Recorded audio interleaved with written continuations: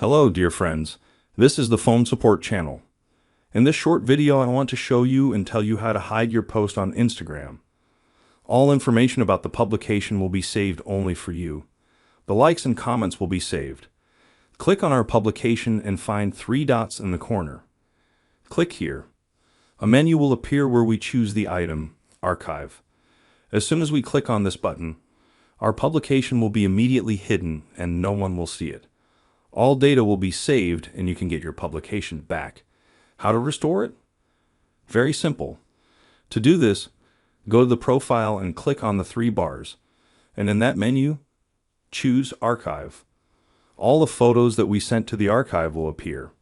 We can choose our publication. We dig it up and click on the 3 dots. After that, click on the item, Show on Profile. Click here. Now we go out and refresh our page, and we see that the publication has been restored. That's a great way to do it. That was the Phone Support channel.